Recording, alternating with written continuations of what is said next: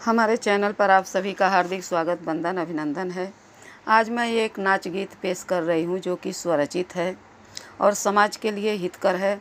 आजकल जो लड़कियाँ या बहनें बेटियाँ पढ़ाई लिखाई करती हैं तो हमारे स्थान में वो घर के काम में इंटरेस्ट नहीं लेती हैं। तो प्लीज़ सबसे पहले जब शादी की बात आती है तो कोई भी पढ़ी लिखी संस्कारी बहू खोजता है और पहला सवाल यही होता है कि आपको खाना बनाने आता है कि नहीं आता है। तो प्लीज़ बहनों, हाथ जोड़ के रिक्वेस्ट है कि पढ़ाई के साथ साथ गुण हुनर के साथ साथ एक काम भी ज़रूरी है। आइए, ऐसे ही एक लड़की परेशान है, इस गीत के माध्यम से बताती हूँ कैसे।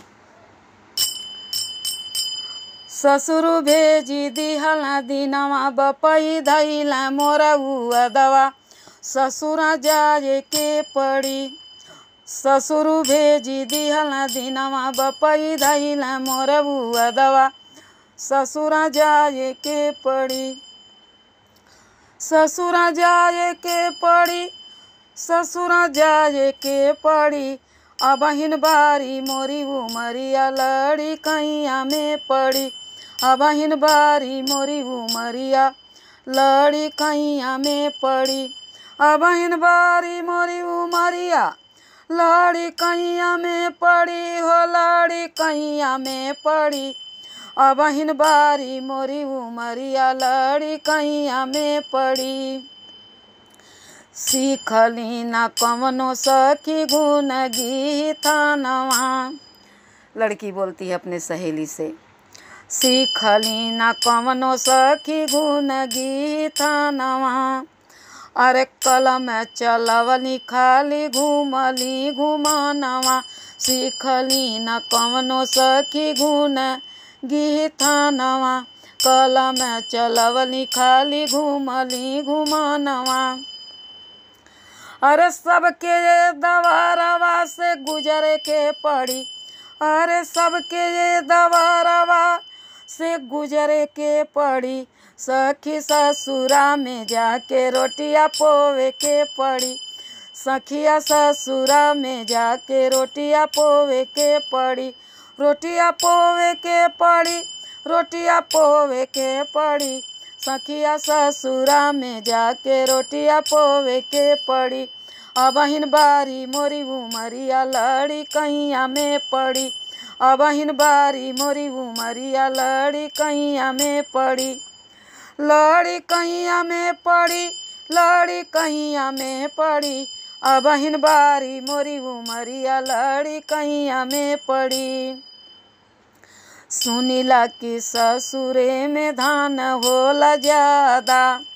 अरे सुनीला कि ससुरा में धान होला ज्यादा। सासु ननद कूटी हैं, जेठानी जी फटकी हैं।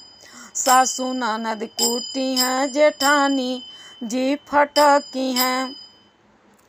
तो हमारो के सुप वाले पछोरे के पड़ी।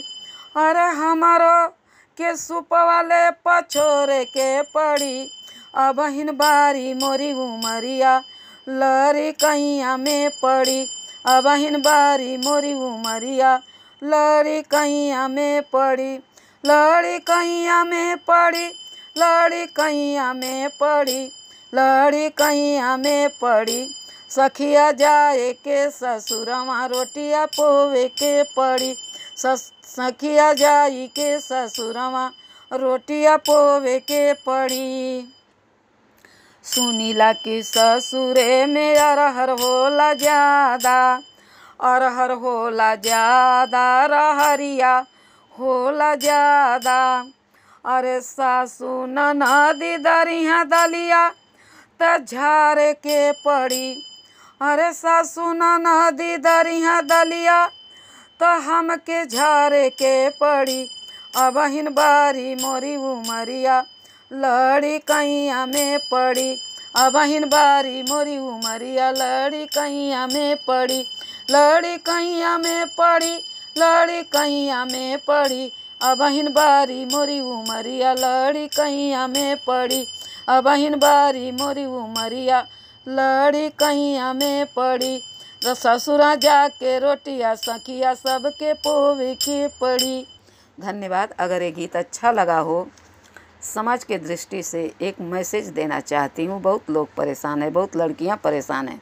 धन्यवाद जी। अगर ये गीत अच्छा लगा हो तो लाइक शेयर सब्सक्राइब ज़रूर कीजिएगा।